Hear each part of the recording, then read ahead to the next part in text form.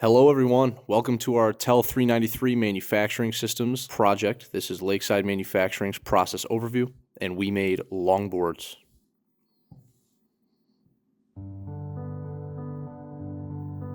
We start off by organizing and prepping the veneers for gluing. The order in which we place veneer is the sanded, long, cross, sanded. Now as you can see, the glue is applied layer by layer using 4 ounces between each veneer. We use a white sheet of PVC to separate the board's gluing, as there are 3 at once.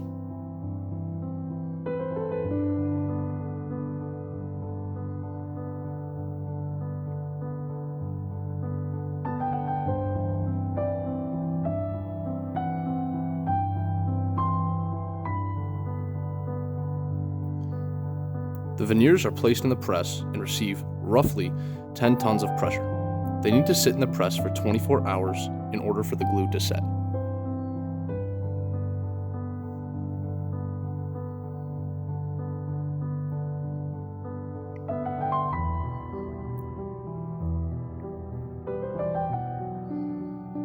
The axles start off being wiped clean and marked at 9 inches.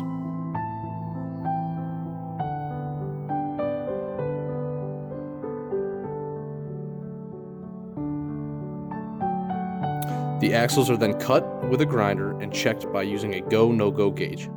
The tolerance here is 1/16 of an inch. The grinded ends are sanded down and chamfered, then visually inspected.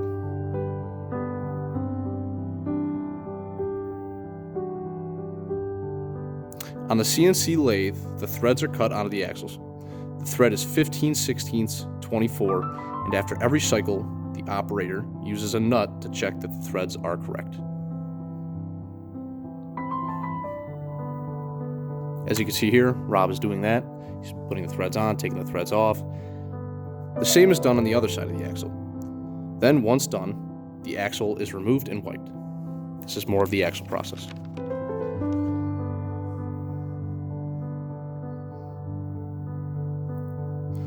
The axles then have a groove cut into them to ensure they do not spin once casted in the hanger. The axles are cleaned, temporarily packaged, and sent to casting.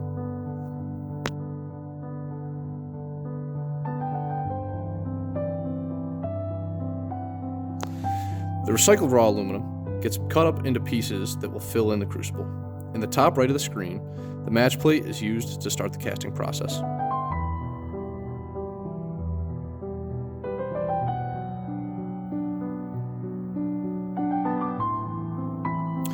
Crucible making process and flask making process happen in unison. The lower left of the screen shows the furnace startup process. In our process, the crucible needs to be manned at all times and restocked until all of the 7.2 pounds of batched aluminum are melted.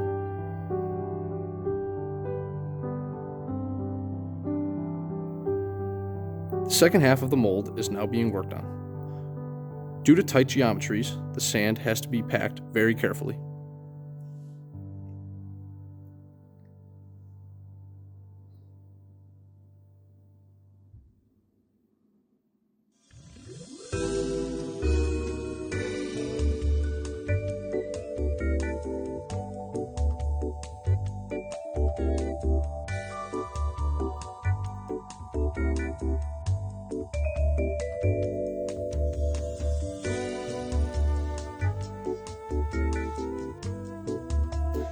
Here, you can see our Kanban card and bin system in motion.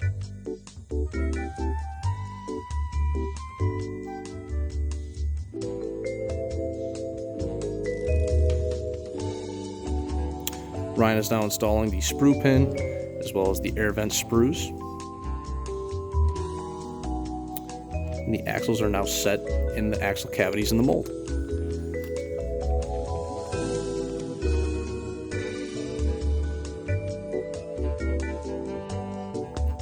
Once all the aluminum is melted, which takes 15 minutes longer than it does to make 3 flasks, the aluminum is poured. In this process, the furnace is our bottleneck.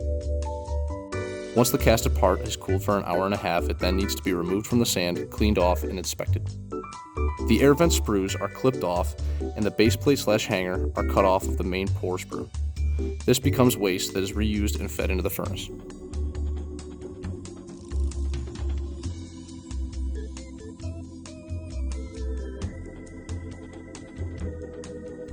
Here, the hanger and base plate split up. The base plate goes through additional flash cleaning, and the hanger has the bushing hole drilled to size.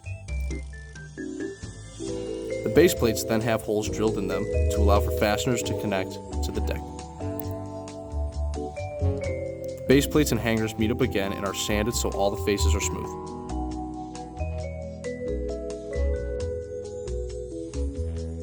The exposed axle threads are covered in tape and the parts go into the sandblasting booth for the final finish.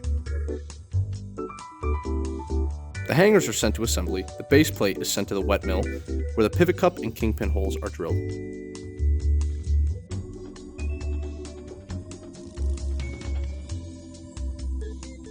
The kingpin is then pressed into the base plate and sent to assembly. Back to the deck process, the boards that have been pressed for 24 hours are removed, separated, and put in storage to finish curing for another 72 hours.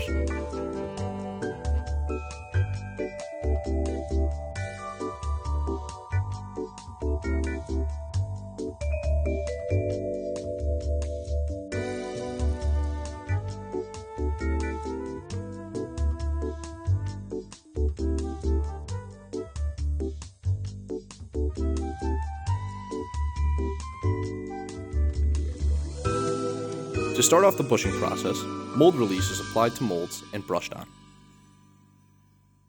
This allows all the corners, edges to be coated evenly.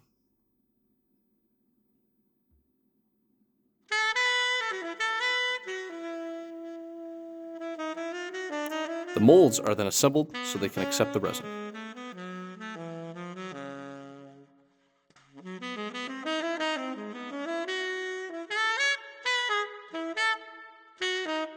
The resin is then measured out and mixed. It is 1 part B and 2 parts A, which are then carefully mixed together.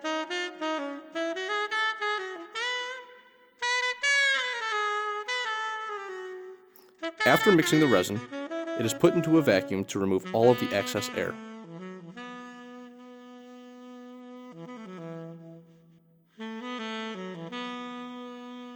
The molds are placed on a shaker table and the resin is poured. The operators only have 30 minutes to pour the resin before it hardens. Excess resin is then removed from the molds. The pivot cup molds are now fully enclosed and all the molds sit for 48 hours.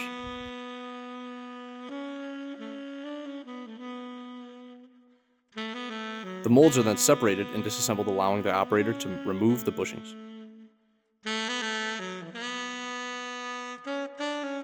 The bushings are then trimmed of all flash and inspected for completeness. The bushings are placed in their respective Kanban solo cups. Once the boards are completely dried together, their shape is cut out on the 4 CNC router.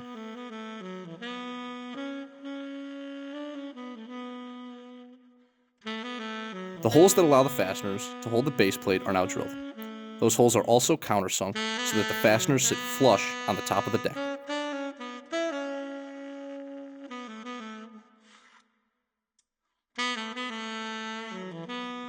The deck edges are sanded, and then the top and bottom faces are sanded.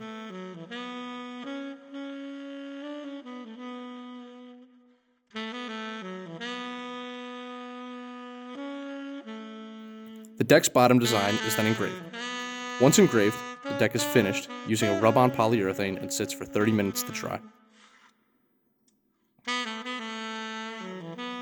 Grip tape is then measured and cut, then applied to the entire top of the deck so it is covered. The edges are flattened and the excess is cut off.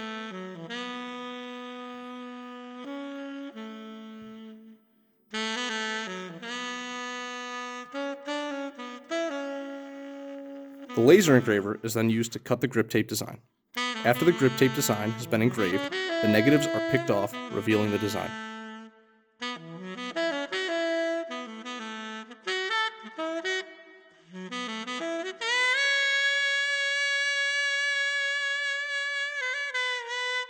The base plates and deck are assembled using bolts, washers, and nuts.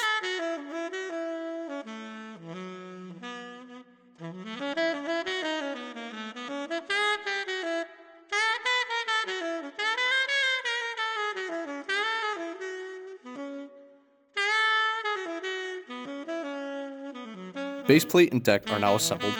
Now add the hanger using the kingpin, washer, nuts, and the pivot cups, top bushings, and bottom bushings. Now the deck and truck assembly is complete. The axles are now being assembled using the axle washers, bearings, wheels, and axle nut components. This is the last and final assembly process and serves as the final quality inspection. Mark that the order is done and do a little dance.